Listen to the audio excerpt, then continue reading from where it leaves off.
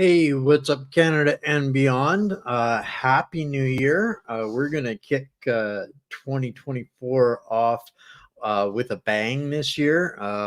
We're going to be hitting back a little harder in the coming year. Come what may, we're going to deal with whatever comes, whatever happens. But there's a lot going on. And tonight's going to be a little bit different. I hear a lot of keyboard warriors out there. Really, that's what they are.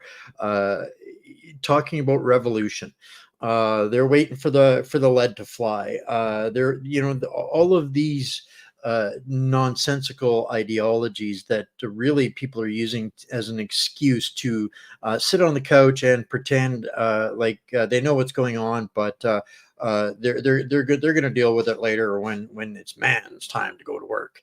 And I think that this is something that we have to address because of a lot of what I'm starting to see come down the pipe.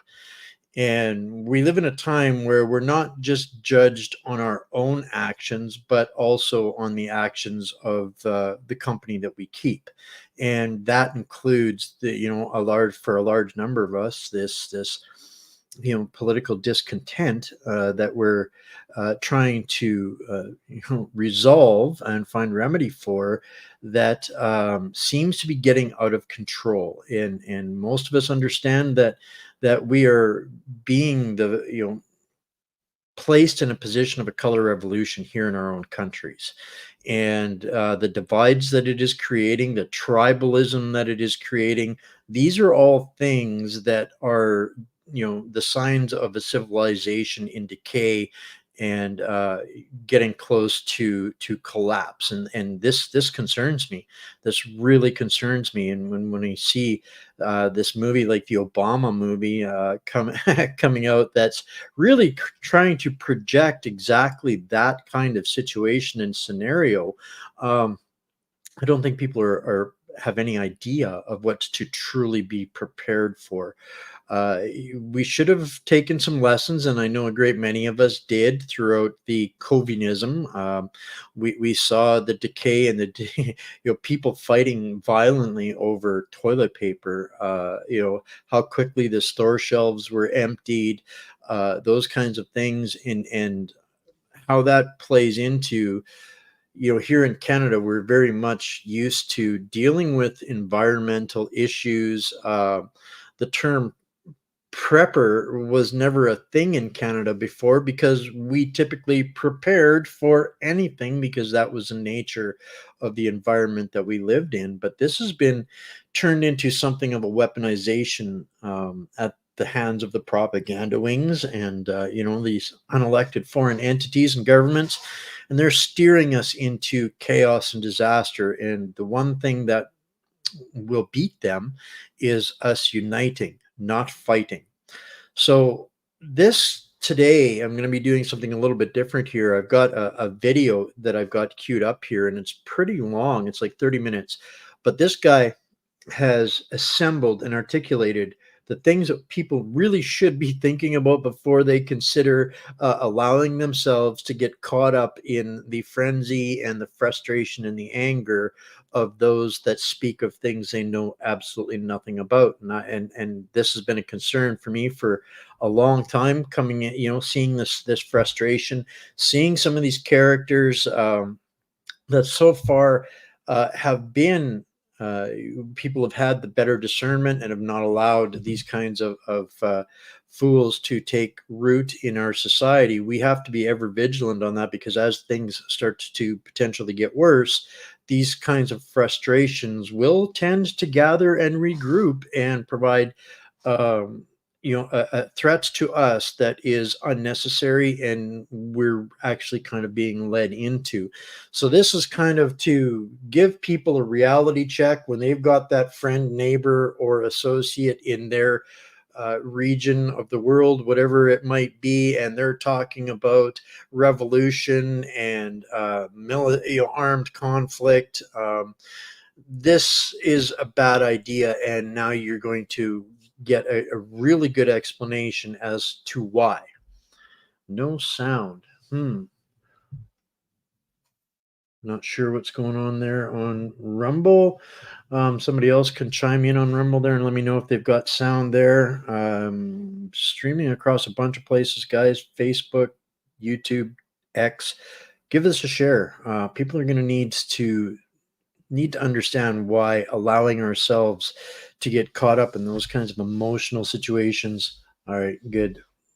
Sorry, whoever that is on YZ Suds, might want to hit refresh your screen there. All right, cool. Okay, so back to what I'm talking about. Don't get caught up in this doomsday situation expectation. This whole is end of days scenario that the Obama movie is trying to convince us is going to happen. So then when it does happen, um, then they'll can say, see, we told you so. But it's important to remember that is how they see the world. These people that are progressively radically left globalists, they see their world coming to an end. And the only thing that they can do in their declining power is to create chaos to try and retain power. We're seeing those kinds of things happen here in Canada. There was a reason we weren't allowed to see what happened in Venezuela. But this video that I'm going to kind of play for you guys intermittently here, and if there's some great comments that come up, don't be afraid to throw them in the chat, and we'll take a pause and address if there's really good questions in there. So I want you guys to get involved in this video. I've added the original sources to the video that we're watching, as well as some that he references in there. So this is you guys can go back and look at and repeat and watch these other things in depth. So I'm going to get started with this here right now, and we'll take a pause in a couple of minutes and start to digest. And this guy articulates all of the concerns that I have with, being associated in any way, shape, or form with these people that are frustrated enough to consider, armed or violent confrontations with the current regimes. That is not how we win, and we cannot allow ourselves to be dragged into that. So I'm going to start to play this here, guys, and I think you guys are going to enjoy this. Give this a like and a share. Guys, subscribe. Find us on one of our platforms. We're also streaming this on whatsupcanada.org and lgm.news. Trying to get around the censorship. We've got some new stuff coming over the next couple of days, but I'll get into that a little bit later on. So with that, let's start a little dinner and a movie. Okay. You never want a serious crisis to go to waste. The U.S.'s democracy has been downgraded 3 times since 2016. I am listed as a domestic terrorist. You have 48 hours to get your information and you're gone. Whoever wins those elections can basically do whatever they want. If you want to fight against the country, you need an F-15. You need something a little more than a gun. The people who tend to start civil wars are the groups that... Welcome back for another video. I'm Rob, and this is Sigma 3 Survival School, where it's our job to increase your survivability. Today, I'm going to cover a super controversial topic, the kind of topic that honestly gets you censored and canceled. We're going to talk about the hypothetical scenario of revolution or civil war in the U.S. And my primary objective in this video is to talk about the logistical realities of war. We have a lot of keyboard warriors talking about resistance in this country, but most don't understand the logistics or likelihood of success of said resistance. With the popularization of the modern Minuteman on social media, I thought it prudent to discuss whether that idea was even plausible logistically. In the US, we're a gun culture, we love fighting, and the tactical community has made it cool for people to run around and full battle rattle and do overt military training like the Army. But do civilians really have the logistical capabilities to sustain such operations? Now, before we get too carried away with that, yes, guys, this video is U.S. centric. This is an American, but I think it very much applies to almost everything that we have to consider and focus our energies elsewhere. So back to the flick. That's the question I want to pose to you. In this video, we're going to cover the following major areas of interest. Whose side would the police and military take? Food, weapons, money, history of insurgency success, communications, and existential threats. And make sure you hang around for the conclusion where I outline how the history of such actions have always led to the downfall of empires. And if you're new here and you don't know what I do for a living, I essentially teach people to survive indefinitely in the wilderness and urban environments, tactical skills, escape and evasion, as well as herbal medicine. I've trained more civilian survival instructors than anyone in the world, and I run the longest existing civilian SEER program in the country. But before we get started on any of the logistics of revolution, I want to first let an expert on civil wars speak on the subject, and you can hear her thoughts. The full clip of this video will be down. Now, guys, I want to say here that I'm not endorsing this gentleman. I don't know anything about him, his history, his credentials, his experience. I don't know anything. I don't follow this channel until I found this video. But what he says here in this particular video is 100% on point. Down in the description below.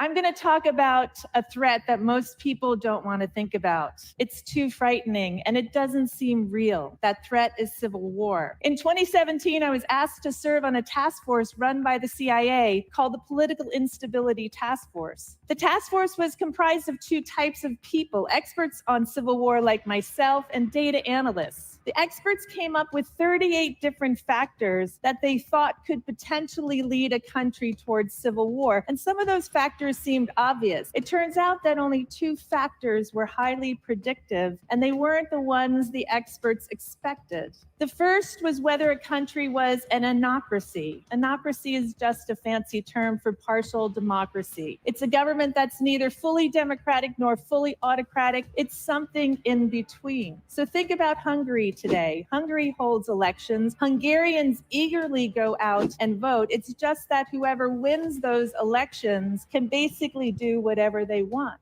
The second factor was whether citizens in these anocracies had formed political parties around identity rather than ideology. So rather than joining a party because you were liberal or conservative, capitalist or communist, you joined a party because you were Black or white, Christian or Muslim, Serb or Croat. If a country had these 2 features, the task force considered it at high risk of political violence and put it on a watch list. The U.S.'s democracy has been downgraded 3 times since 2016. Between December of 2020 and early 2021, the United States was officially classified as an anocracy. We also know who tends to start civil wars, and again, it's not the people most of us think. It is not the poorest people in society. It is not the people who are most oppressed by their government. The people who tend to start civil wars, especially ethnically based civil wars, are the groups that had once been politically dominant but are in decline.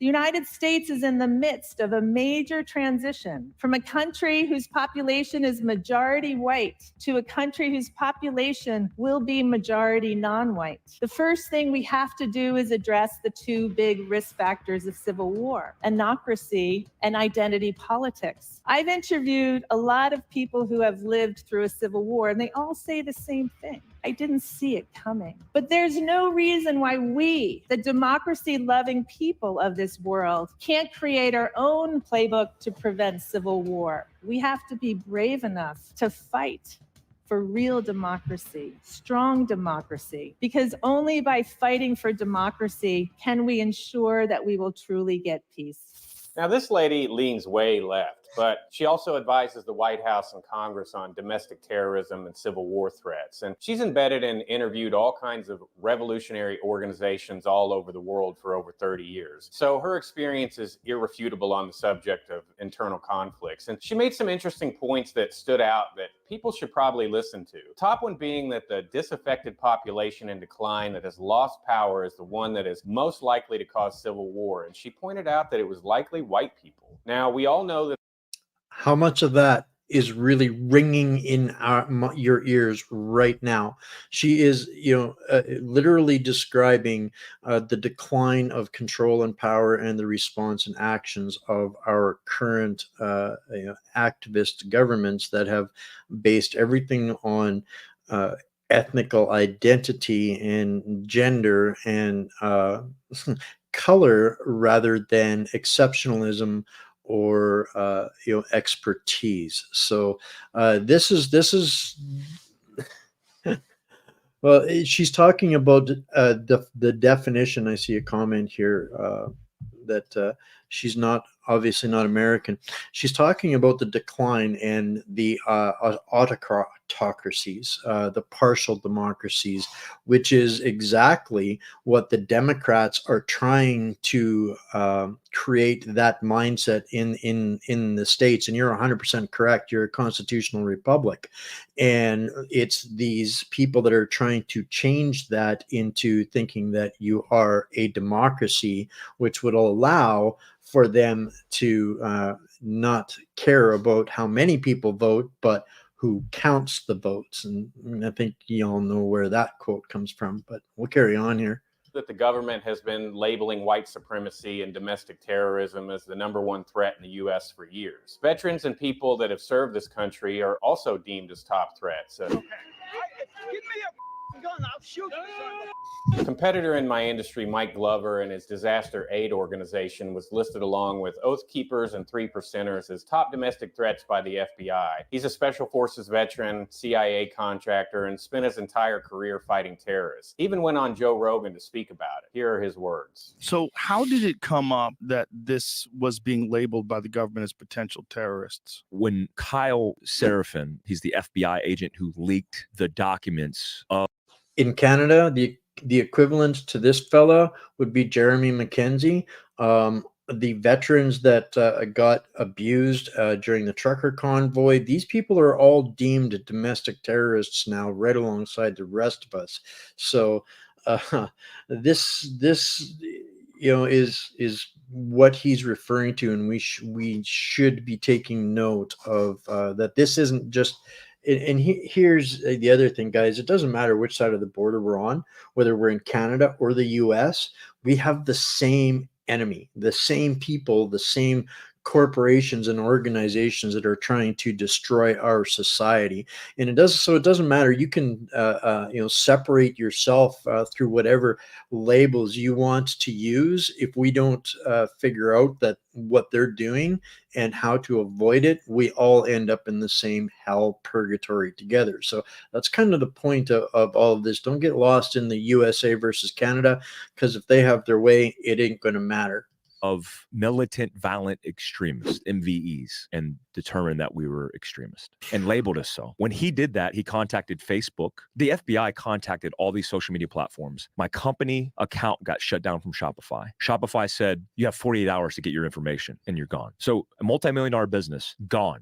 They call me a white supremacist, and I'm walking on eggshells. Today are listed as a domestic terrorist. A domestic on Facebook, which translates to Instagram. I am listed as a domestic terrorist. If you probably put in Mike Glover domestic terrorist, a couple articles will launch. They had pictures of me and a whole bunch of people in Heber City, Utah, where my headquarters is at. In those pictures, we were doing community events, raising money for charity. And they were calling, they said, like, Green Beret teaching militia, all these different tactics. I'm an entrepreneur running a business, trying to live my best life, and I want to be left the fuck alone. And now I'm being labeled a domestic terrorist by the same organizations I worked with and for. And no advocating whatsoever about trying to overthrow the government or attacking people or taking back your rights or storming the Capitol. Nothing, zero. All of it is about being prepared for natural disasters, for the grid going down, something happening where you have to protect yourself or your family. That's it. That's it. And if anybody learned anything during the pandemic, they should have learned that we have a fairly fragile civilization. If the grid goes down, if a natural disaster happens, if something goes sideways, look, with a disease that kills a very small amount of people, shut the entire country down. And it wrecked the economy and fucked up a lot of people's lives. And we didn't learn from that. We didn't learn, like, hey, Maybe we should have some food stored. Maybe we should have some contingency plan. Maybe we should have a full tank of gas always when we park our car at night so we can get out of town. Maybe we should have, firearms or, fishing poles, like fucking something. The idea that nobody can look at that people can't look at that and go, oh, this isn't domestic terrorism. This is just smart. This is just being prepared for disaster. This is being prepared for worst case scenario. The idea that being prepared for a bad case scenario makes you a terrorist is fucking nuts. That's really crazy.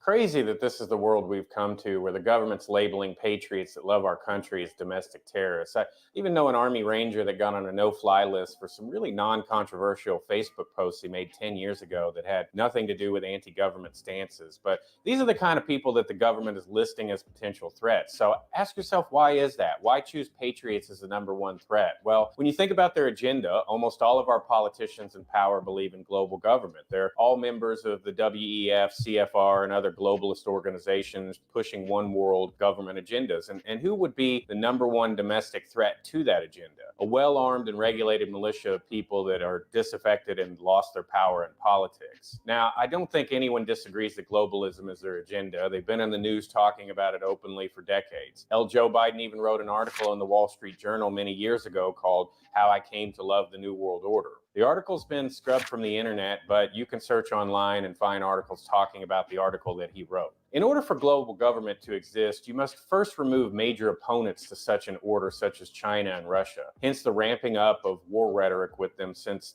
him taking office and surrounding them with U.S. bases and military equipment. And you must disarm the civilian populace that would resist you domestically for this agenda to move forward unimpeded. Because you can't fight foreign superpowers if you have problems domestically with revolt. We all know their #1 objective is disarmament. This is chess, not checkers, folks. Their agenda is no secret. They speak plainly about it. But the point of this video is to discuss the logistics and history of resistance to that type of tyranny and contemplate whether or not such resistance has any chance of success. So let's dig into it.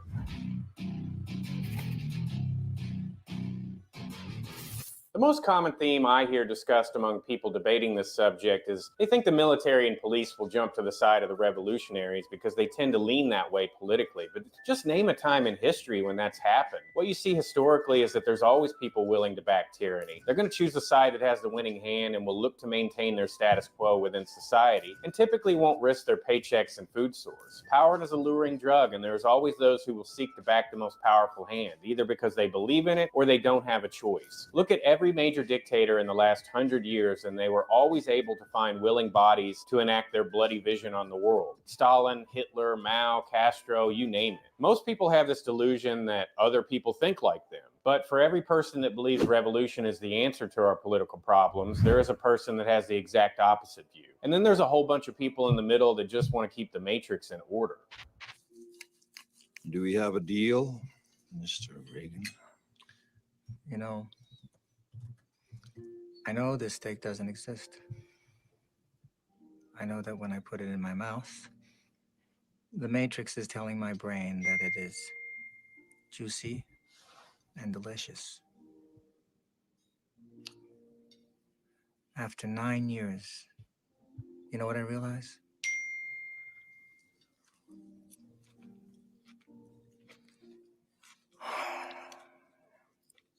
Ignorance is bliss.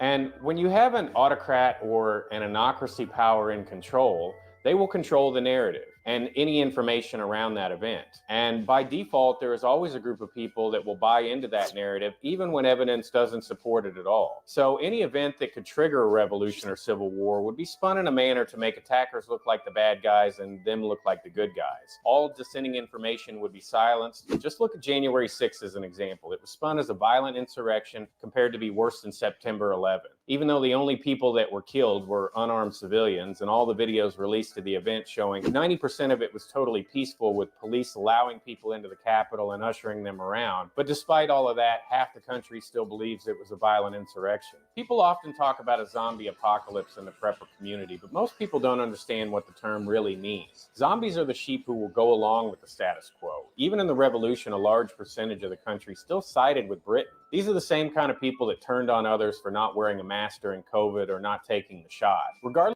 The same people that turned you in for having gatherings, the same people that turned you in for visiting your family, the same people that turned you in for doing anything that they think was against the the agenda or the edicts. Those same people, they're not going to uh, just continue to ignore you. The sheeple are the zombies, and I don't like to use that term, but it, it's one that people understand. These people, as much as anybody else, they've been victimized. They have just been fully engulfed by the brainwashing and the programming, and that's unfortunate. They're ordinarily would not be dangerous to us, but they're the victims. They're the worst victims than what we are, truth be told. Regardless of your opinion on that subject, sides are always drawn, and there will always be people who are easy to sway based on propaganda. Those of you who don't buy into the mainstream narrative are in the minority. Any revolution or civil war would be just like an insurgency. And when you look at the success rates of insurgencies against major powers, successful examples of triumphant insurgencies are almost non-existent. It's hard to find any modern historical example of any insurgency toppling a major government and installing something better than before. Tell me down in the comments below of any examples that you can think of. Any insurgent excess you can find is almost always deposing a dictator, only to replace it with something just as bad or worse. What it tends to do is throw the country into massive disarray, causing more issues than it solved in the first place. What tends to happen is that if an insurgent force gets success, it's not typically due to winning major battles. They tend to just outlast their opponents, causing total decay of that society, and they win by default and not through strategic victory. Now, some might throw out our own revolution as an example of success, but that was a foreign invader, where the populace had manufacturing capabilities and food self-reliance, and the enemy had a massive ocean as a barrier to their supply line. A foreign invader is very different than a domestic civil war between government and civilian populace. When a civilian populace is united against a foreign threat, they can be very powerful. But when a populace is divided domestically, it's a much different story. Not to mention the chaos within a nation among its people vulnerable to foreign invaders, which we'll cover in the existential threat section of this video at the end.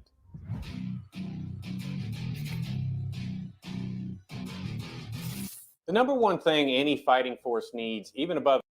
Well, I want to just take a second when he gets through these points as he goes through there, and because he's right. We saw that during the convoy, as many police officers that said no, and they stood up, they resigned, they left the force, they got charged, whatever the case might be. That was such a small minority of the people that are paid to enforce the law and order in our country. They chose to enforce non-law and crime. So just for people to have a realistic expectation, there's going to be some good ones and they'll show themselves, but the majority likely will maintain the status quo.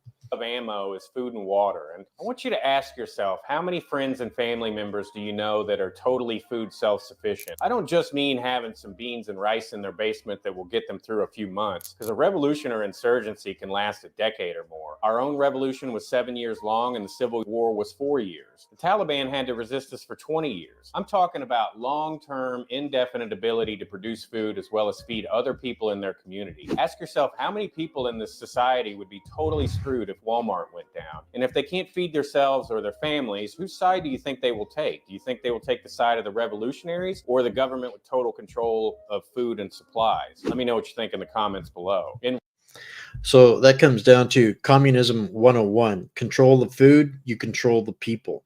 In Canada, I think we're probably logistically a little bit better off than many are in the States, simply because so many of the massive urban centers exist in the States. We don't have that many really, really massive cities in Canada. We have a far greater rural population who is pretty good at self-sufficiency, growing their own gardens, those kinds of things. So it's, this is going to be a much quicker problem in the major urban centers than it will be outside in some of the smaller communities and rural areas. And also, incidentally, kind of one of the reasons why our sponsors, we're now, people can find the vertical grow gardens for them, people that are in urban centers, that they can start to grow their own, sustainable food. We're looking to find solutions for different things. So all three of our sponsors that we have with our show are doing that. They're providing solutions, not just it's not just about generating income for anybody. They're solution oriented. They are our partners for a reason, so that we don't have to get sucked into shenanigans like we're addressing here tonight. In recent decades, all control of food has been consolidated into the hands of a few major conglomerate corporations that control almost all the food that we consume. And we've all seen how in the last few years how food plants are mysteriously being burned or destroyed with no plausible explanation of why those events happen. Devastating processing plant fires. Back in April, a massive fire at Salinas, California broke out in the key agricultural region, where tens of thousands were forced to evacuate their homes. This shows the alarming rates of fires at manufacturing plants, grocery stores, food pantries, farms, and grain factories. It's likely that over 100 of these fires have taken place just this year. Just this month, the Graincraft flour mill in Pendleton, Oregon was completely destroyed, and even tens of thousands of chickens were killed in a May fire in Minnesota. Let's look at the manufacturing fires alone. The black markers show that this is happening across the country. Now let's see the grain map. Oregon, Washington, and Pacific Northwest appear to have taken a hit, as well as the Midwest. And as far as farm fires go, let's look at these green markers appearing in droves from Minnesota to Wisconsin, Michigan, and all down the East Coast. Now, there has been a lot of conspiratorial discussion. But you kind of write it off. It's not that big of a deal. Accidents happen. But when you've got well over a dozen food processing plants and warehouses getting destroyed or seriously damaged over just the last few weeks, at a time when the food supply is already vulnerable, it's obviously suspicious. I think we all learned a valuable lesson during COVID. We learned. Did we? Did we? This is gut check time. Did we learn some valuable lessons during COVID? That particular section there, I think, was one of the reasons why I wanted to play this for everybody tonight, was to see the magnitude. We've heard stories, bits, clips, snippets over the last year about these fires and mysterious events, the downsizing of the centralizing of the food distribution, those kinds of things. When you start to put that all onto one map and look at it from the bigger picture, that should be absolutely, and I see a comment here, thanks Travis, don't forget the train derailments, all of those things, the train derailments, Bill Gates buying up how much farmland in America. If I'm not mistaken, he is the largest farmland owner in America. I have no idea if he's buying farmland in Canada, but this is the manufactured control over our food system. And I wanted to pull up this other comment here for a second. Thanks, Carol. Many prepping groups on Facebook, absolutely. But what we need to start doing is creating prepping communities, prepared communities, not prepping, prepared communities. And this is where addressing so many of these things, if we go in, if things, I saw this term on another video, the SHTF, if the shit hits the fan, that could be anything. It could be, an asteroid strike, hurricanes, more fires. We need to decentralize our dependence on the infrastructure and the controllers and the people that are slowly taking control of that food supply system. Incidentally, again, one of the purposes of our one of our other sponsors. So yeah, these prepping groups are great. There's a lot of information. You're right. Michelle, it's not just Bill Gates, it's BlackRock, Vanguard, State Street. all of these guys that we've been funding through the consumer products control that they've had over us for decades. We've given them the opportunity to do that, but we're taking control of our own destiny at this point. But food supply, sustainable food supply for longer than just a couple of weeks or a month, that's a very different situation or story for people than what they've been preparing for. So fortifying, strengthening our prepped communities from just groups, I think that would be a fabulous way to not be forced to take the carrot of food that they're going to dangle down the road in front of us. Learn just how fragile our food system is. The machine goes down for even a few days, food shelves are empty, because for the last 30 years, government has consolidated all food control into a handful of companies that control all the grain and meat in the U.S. On top of that, our entire industrial agriculture system is completely dependent upon chemicals, fossil fuels, and a steady flow of energy to keep it going. And at any given time, there's only enough food in storage for 8 days to stock the shelves in the U.S. and approximately 8 pounds of meat per person in storage. If that goes down or the system stops working due to revolution, nobody eats except preppers and survivalists, the kind of people with stockpiles and skills to live off the land. But most people are in the extreme minority. And even if you are totally food self-reliant, they are the fringe minority, more likely the fringe majority here in Canada, but it's literally us that he's speaking of. We're the people that are going to be able to eat because we've been preparing and getting ready for it. But he's right. The entire system is fragile. I worked in the food system for a number of years growing up, and yeah, a couple of days and things can go really, really sideways, as evidenced again in Venezuela and some of these other countries that have collapsed recently. So these are things that people need to consider out about a little bit more in depth. It is very fragile out there, and they are doing everything that they can to make it as bad as they can for us. You aren't sufficient enough to feed all the fighters who aren't. And in order to fuel a fighting force, you need sustainable food sources or outside countries giving supplies to the fighters, none of which is available in the U.S. That being said, a lot of people in the tactical community are running around getting every piece of cool guy gear they can get their hands on, doing training in full battle rattle so that they have the skills to resist tyranny. And, you know, I guess there's nothing wrong with that training, but I bet over 99% of them don't even have the capabilities to feed themselves long term. They put overt gun skills above survival, farming, and subsistence skills. Why? Because those skills are sexier, more fun, too much Call of Duty, and not enough practical skill set preparations. I mean, to give you perspective on calorie needs for a fighter, a 150-pound person carrying 50 pounds of gear moving 4 miles per hour burns 500 calories per hour. So I think most people are putting the cart before the horse. If you're purchasing NVGs and have a ton of guns, but don't have the skills to live off the land or farm your own food, you're already combat ineffective. If you look at historical examples of insurgencies in recent modern history, they were all food self-reliant, and almost no one in the U.S. is. So for long-term sustained combat operations, this is a major problem. For any kind of long-term sustained operations, this is a problem. Look what happened in Ottawa. Perfect case in point. One thing at a time, they took away the truckers' ability to sustain themselves, and ultimately they couldn't protect themselves, they couldn't feed themselves, they couldn't heat themselves, they couldn't shelter themselves because those things were all taken away.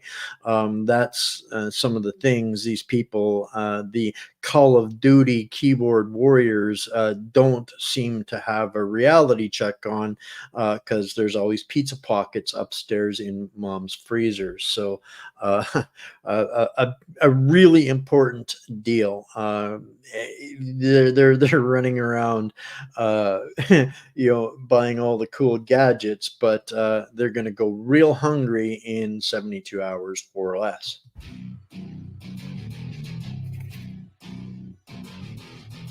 The next most important thing a fighting force needs is a steady flow of weapons and ammunition. And this is another area where a few corporations control a majority of all production of these items. Want to take a guess on whose side they are on? For example, 1/3 of all 5.56 ammo in the U.S. is produced by Lake City Ammunition, and it's a government-run facility. The U.S. government is the largest purchaser of military-grade equipment in the world by landslide numbers. I mean, we spend more money on the military than the next 10 countries combined. Now, we definitely don't have any lack of small arms in this country, but what happens every time a mass shooting or a new government regulation for gun control is on the books? The store shelves go dry within 24 hours. Now, there's lots of people stockpiling ammo, but I can guarantee you it's not enough for a multi-year sustained resistance. In order for true resistance, you need manufacturing capacity or supplies from outside resources. And in the case of the revolution of the U.S., first thing the government will do is to move to control the entire ammunition supply. The other consideration we need to think about is that every single insurgency in modern history had more than small arms in order to fight. If you compare weapon systems of insurgents around the world in comparison to U.S. citizens, the Minuteman pales in firepower comparison. Now, you may have NVGs and AR-15s, but they had RPGs,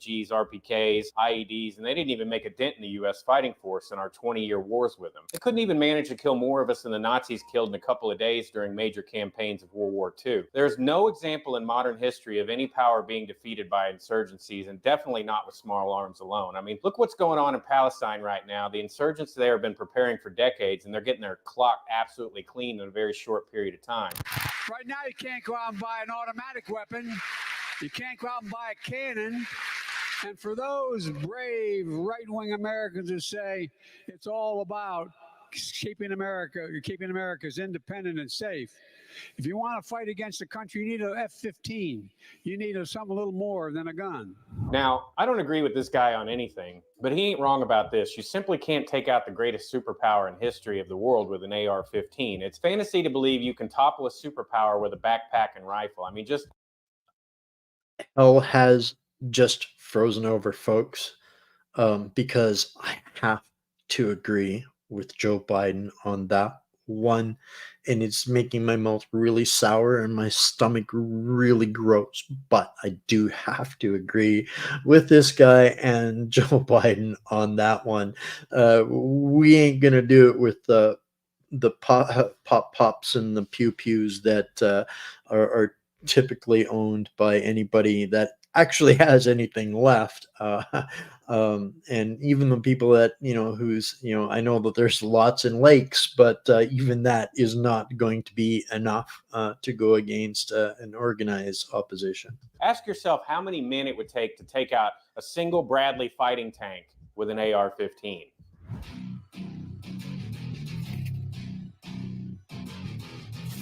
Next, we need to talk about money. No fighting force can exist very long without money. And since money has gone almost completely digital and all digital transactions are tracked, how do you suppose anyone would have the financial means to oppose the tyranny that controls all the food and money? And with implementation of the digital currency coming very soon, literally no one will have cash at all. They've been slowly... Okay, I'm going to pull up a comment here off of one of the other chats, guys. And this is absolutely relevant. $30 worth of gas, a bill over $230. 3 new taxes coming in this month under the government. This is exactly why they are breaking us, to make sure that we don't have any kind of funding for any kind of sustained opposition against them, peaceful or otherwise. We can't oppose them if we cannot even feed ourselves. So this is why they're absolutely doing every single thing they can in their power to break us financially. And that's just the soft implementation that they're engaging in right now. Consolidating power amongst the most important assets for resistance: food, money, information, arms. And they've already made it against the law to purchase in many European countries anything over $1,000 in cash. Western democracies are seeking to totally remove the ability of its citizens to purchase anything without their knowledge. So if they have control of the food, the information, and all cash flow, how do you combat that? Are you going to go down to your local store with Bitcoin or silver and gold? I think not. Now, some people would argue the barter system would be in place, but unless you produce food, weapons, ammo, or other useful supplies outside of your own stockpiles, what do you really have to barter with? Let me know in the comments below. So that's tomorrow I'm going to be diving into some work from Whitney Webb.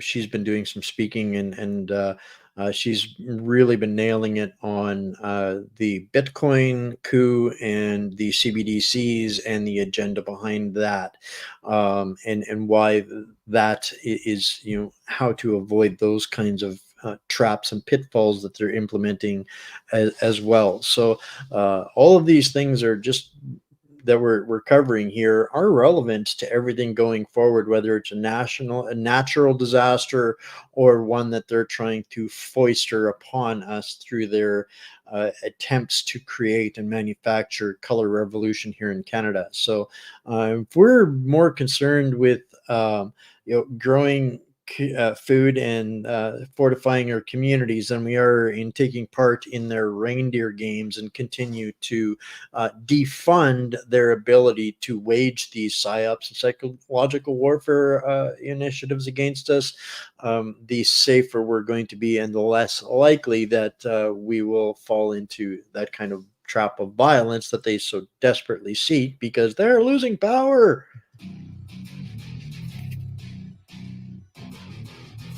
For any fighting force to be successful, they need good ways to communicate. There are three main systems that they would use to communicate, to include radio comms, phones, and internet. Any group must have short and long-range communications to be able to organize amongst different groups within their organizations. Now, there are large groups of radio organizations in the US, but most of these groups are dependent on the grid being attached and functional, and many of those systems are intertwined with government systems. I'll post a video in the description below that outlines the real-world uses of all the available radio systems and explains them, really in depth. Radio will simply not be enough to communicate, and security would be difficult or impossible to regulate. There's also the issue that most encrypted types of comms are gatekept by the government, and it's restricted for a lot of different civilian uses. Not to mention that the government has the amazing ability to completely jam all of those abilities in their entirety, as well as track the location of any type of signal. Phones, of course, could be used to communicate, but that is also a source that could be cut off at any time with the flip of a switch. Not to mention the non-secure status of those calls. Let's look at Israel and Palestine, for example. They were able to completely cut off all communications within 24 hours, and any comms that were still available were being monitored for intelligence for strike targets. Western military is extremely good at signal intelligence, and it's how they gather most of their intel for airstrikes and raids.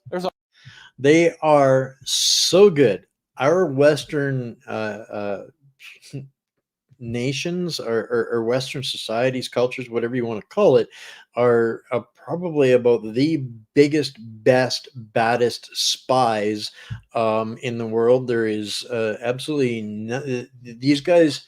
We've got to understand their currency, their value, everything that they're interested in is data, data, data, data, data, data. So they are tracking, monitoring every single word we say and do, and they're trying to even make us guilty for thinking things that we haven't even said yet. So the communications is going to be a significant issue, guys, if we ever get to that SHTF phase for any reason whatsoever. There's also the internet, but the internet's broadly monitored, censored, and controlled by a few handful of corporations. Most internet is transmitted by fiber optic wires, and the data in those wires can be completely downloaded and monitored in their entirety. I used to know a government contractor that designed software systems that linked the intelligence agencies with the fusion centers. And if you don't know what fusion centers are, they are located in each state and coordinate intelligence sharing operations between federal and state authorities. And if you've ever wondered how, when there was an attack or a mass shooting, that police already have a complete history and profile of that person and have it released within hours, the fusion centers are what make that possible. They have a file on everyone and use that data in order to coordinate search efforts for criminals.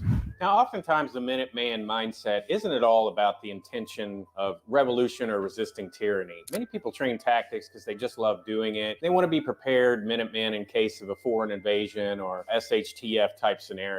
But the probability of foreign invasion is almost none. The Japanese in World War II realized this was an impossibility and only sought to cripple our Navy in the Pacific. So this is kind of the one part of the video where I am not in agreement with this guy. I think that we've been undergoing a soft invasion for a very long time. And I don't think that all of these people that are here are to live the American or Canadian dream in any capacity. They never have, they never will, and they have no interest in it. So this is something where I'm going to disagree with him on in this point. So that we couldn't thwart their invasion efforts in the Philippines. 眠れる巨人を起こし、奮い立たせる結果を招いたも同然である。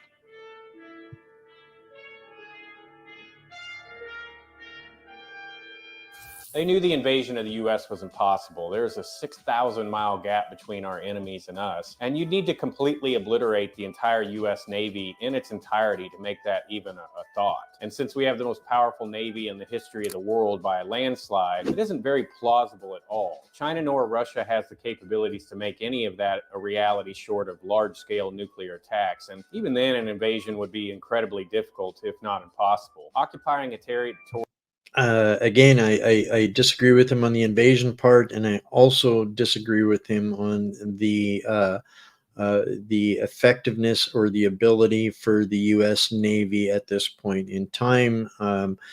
There are people out there that have very negative ideas about what should be done to or with America, and they've got some capabilities that we with our 3 days of ammunition are not going to be any help with deterring or stopping. If people haven't noticed how badly everything has gone in the Ukraine, with everything the best of the West had to send over there, and looking at them basically walking into an Alamo in the Mediterranean, surrounded by nations that now have hypersonics, they can only stop so much. And I'm very concerned about the U.S. forces, particularly their Navy right now, being turned into a submarine fleet. And that's not to take anything away from their willingness, but I think the reality of what the what the bad guys of the world actually have, should they choose to engage in negative, evil, dark activities, I think that's a far worse situation than we can possibly actually realize, and probably a significant reason why I heard today, or I was reading today, that the U.S. is moving their carrier fleets outside of the Mediterranean. I think that's a very wise decision on their part.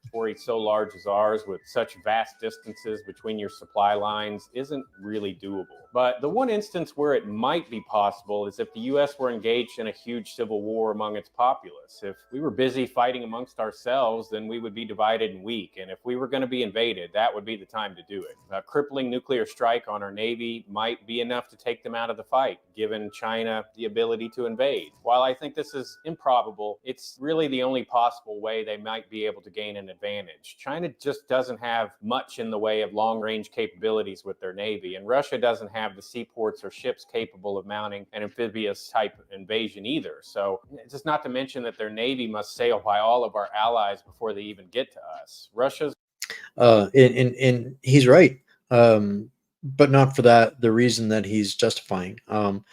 China doesn't have the long-range capabilities of invasion through a static warfare, because that's not what they're after. They're after the entire world being their clients and customers. They have all of the manufacturing in the world. We have none. They want all the money. That's how they want to get it. They don't want to fight a war with us. They want to restore the Silk Road, which was for 2,000 years the source of the Chinese economic dynasty, which they're trying to reestablish. The political, geopolitical policies, foreign policies of our governments are actually facilitating that for them.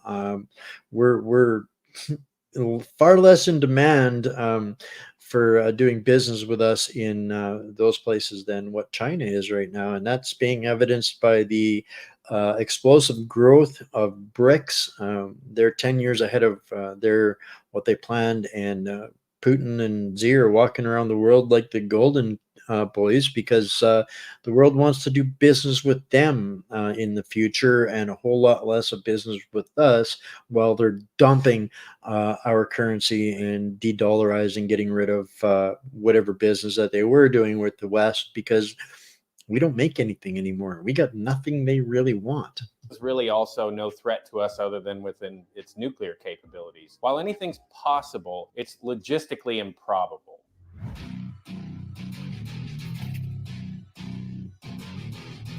So if food, money, ammo, communications, and many other necessities of warfare are unavailable to revolutionaries, how can they win? I'm not trying to provide you any answers. I just want to pose the question of whether such an action is plausible or has any reasonable chance of success. And even if there was success behind such actions, would the country be a better place for it? I'll leave that answer up to you. As far as where I stand personally, I'm 100% against the idea of revolution or civil war, because I believe it would be the end of us as an empire. Political division amongst ourselves makes us weak. Politicians in control that are dividing us among these party lines would love a giant crisis, because it would be just the catalyst they need in order to enact their control agenda. You never want a serious crisis to go to waste. And what I mean by that, it's an opportunity to do things that you think you could not do before. Now, if America did fall into civil war, any rights you had before most certainly would be gone after that incident was settled. They would have all the justification they needed for a Chinese-style tyranny we can already see in the works now. We are the United States for a reason, and our unity is what gives us our greatest strength. Divided, we are weak, and with all the terrible geopolitical policies and actions we've done in the last 20 years, most of the world hates us. And with the world amassing its military resources against us, we absolutely must remain united or we will fall. Civil war is not an option. Revolution is not an option. It would be the ruin of our empire. All nations fall for very specific reasons throughout history, and they're usually all the same reasons. Ray Dalio, a world-renowned economist, outlines these subjects in his books and videos on the changing world order. So let's hear his words on the subject. I studied the 10 most powerful empires over the last 500 years and the last 3 reserve currencies, along with their significant conflicts, as measured in this chart. You'll quickly notice the pattern. Now let's simplify the form a bit. As you can see, they transpired in overlapping cycles that lasted about 250 years, with 10 to 20-year transition periods between them. Typically, these transitions have been periods of great conflict because leading powers don't decline without a fight. Let's now look at the typical sequence of events going on inside a country that produces these rises and declines. In a nutshell, the big cycle typically begins after a major conflict, often a war, establishes the new leading power and the new world order. Because no one wants to challenge this power, a period of peace and prosperity typically follows. As people get used to this peace and prosperity, they increasingly bet on it continuing. They borrow money to do that, which eventually The Bidens, the Obamas, the Trudeaus. Does this kind of ring any bells in their new world order? leads to a financial bubble. The empire's share of trade grows, and when most transactions are conducted in its currency, it becomes a reserve currency, which leads to even more borrowing. At the same time, this increased prosperity distributes wealth unevenly, so the wealth gap typically grows between the rich haves and the poor have-nots. Eventually, the financial bubble bursts, which leads to the printing of money and increased internal conflict between the rich and the poor, which This is where we are right now. leads to some form of revolution to redistribute wealth. This can happen peacefully or as a civil war. While the empire struggles with this internal conflict, its power diminishes relative to external rival powers on the rise. When a new rising power gets strong enough to compete with the dominant power that is having domestic breakdowns, external conflicts, most typically wars, take place. Out of these internal and external wars come new winners and losers. Then the winners get together to create the new world order, and the cycle begins again. As Ray outlines, there are very specific if that little animation doesn't so accurately describe the wash, rinse, repeat of history, and give you a 30-second visual of exactly where we are and exactly where we are falling into their trap. We are at that point of the revolution, whether it's peaceful or violent. That's going to be up to us to decide. But either which way, what's inevitable is that our empires are collapsing. And it's not so much to do with where we are at right now as individuals, but the inevitable conclusion of this pilfering and theft and the corruption of the elite upper class that basically buy out democracy and replace it with their oligarchy. So that's exactly where we are right now, and that's why I think that this little discussion chat we're having is so important in understanding.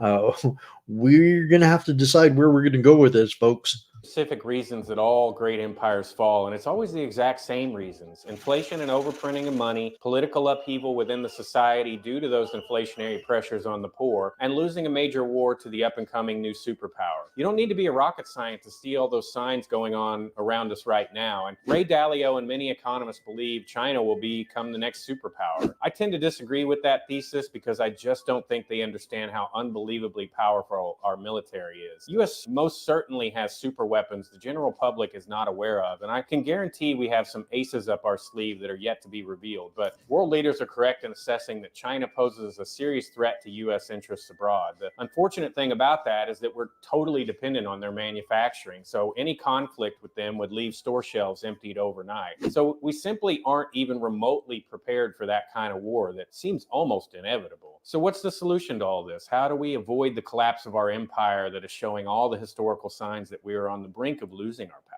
And there is only one solution to our petty political disagreements: a peaceful social revolution by the people that forces our leaders to change their disastrous policies and turn to more logical economic and geopolitical actions. We need to take some plays out of the Martin Luther King and Gandhi playbook, and I quote Gandhi here: "Nonviolence is the greatest force at the disposal of mankind. It is mightier than the mightiest weapon of destruction devised by the ingenuity of man." As a man who teaches survival and tactical-based skills, I can say that after 25 plus years of training in these skills, that while violence is often the most short-term effective solution, it's often the wrong one in the long run. We can't allow our leaders to divide us among political lines and divide us so that they can enact their agenda of control. We have to peacefully revolt and stand up to tyranny and ensure that our democracy lives on, because I think if we engage in violence amongst each other, it will be our ruin. I mean, we absolutely must stand united or we will fall divided. Our political disagreements are petty in general, and we are only focused on these issues because our lives are so easy right now.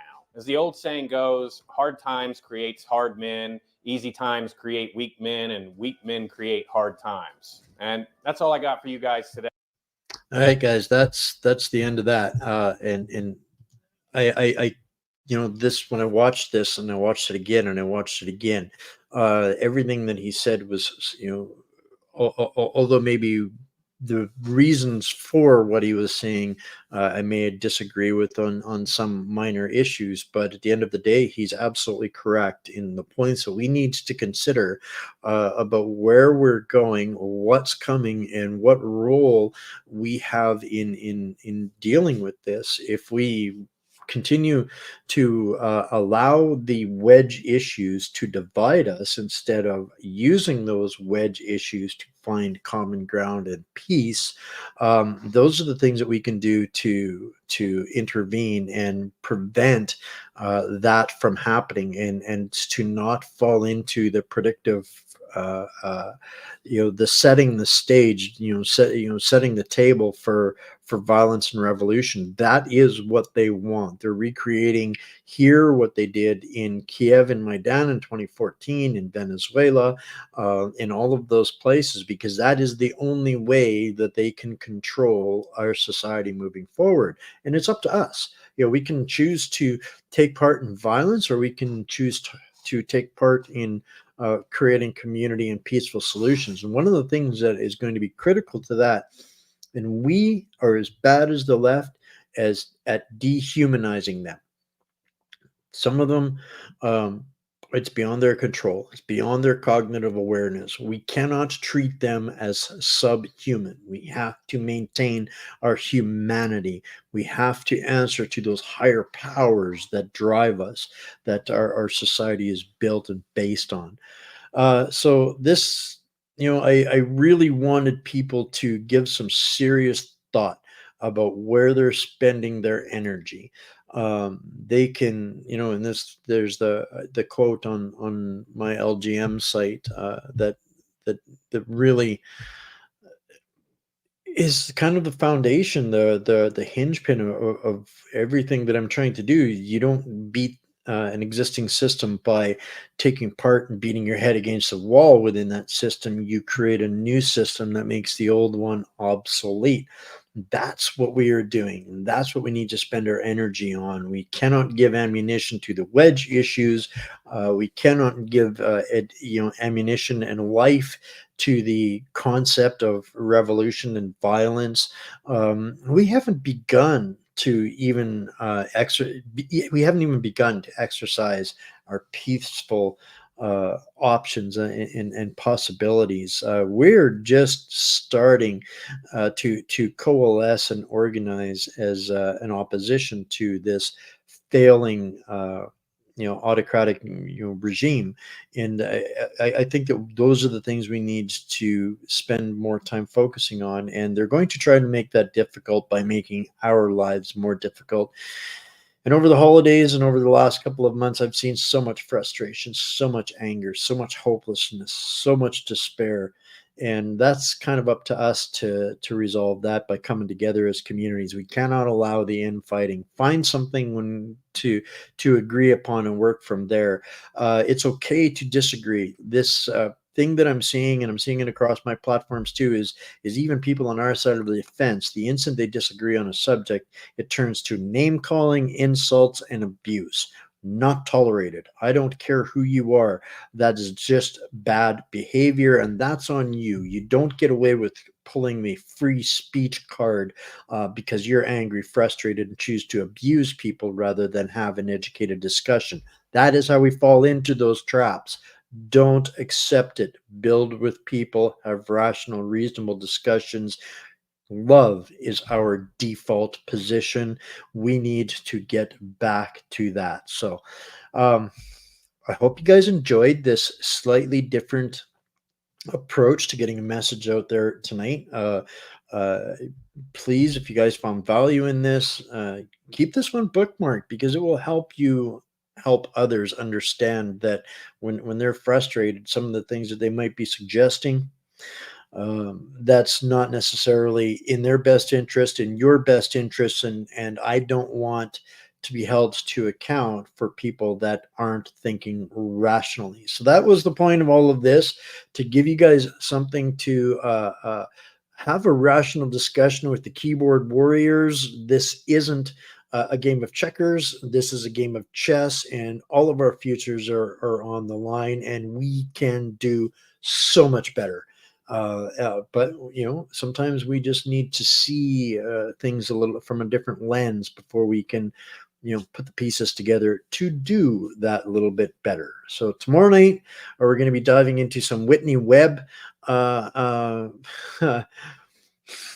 big bombs, big truth bombs that are again going to help us avoid falling into some of these globalist terrorism traps that they're waging against us. So with that, I love you all. Stay Canadian, stay strong, find a community, bridge your prepping community, your group, with somebody else's community, and let's build that infrastructure that is outside of that. And if you don't have a community, reach out. We'll plug you into one. We are doing so many different things to take away the power from the cabal. This is exactly some of those things that we can do. So I want to continue this theme of being informative, providing news, but also direction and ideas and things to tools, I guess, more than anything. So with that, tune in tomorrow. 6 o'clock Central is going to be kind of my slot.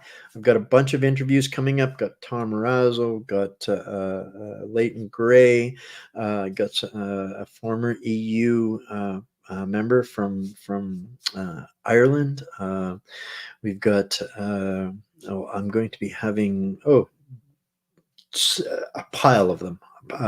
Dr. William Mackus. Big update on the case for the ladies in Alberta.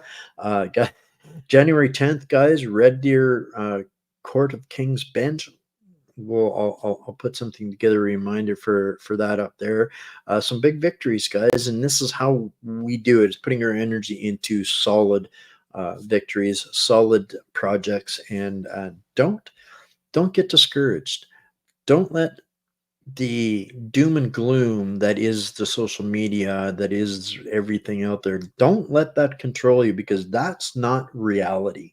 If they eliminated Silicon Valley right now, things might be tough to communicate for a while, but it wouldn't change who you are and what life is. And that's where we have to get back to understanding we are humans and our lives are outside of this little space. This is just a tool where we get together, hang out, and share information and talk about things that we can do to make things better again. So with that, probably forgetting something. Check out our sponsors, guys. We are changing the world one toothbrush, one tube of toothpaste at a time.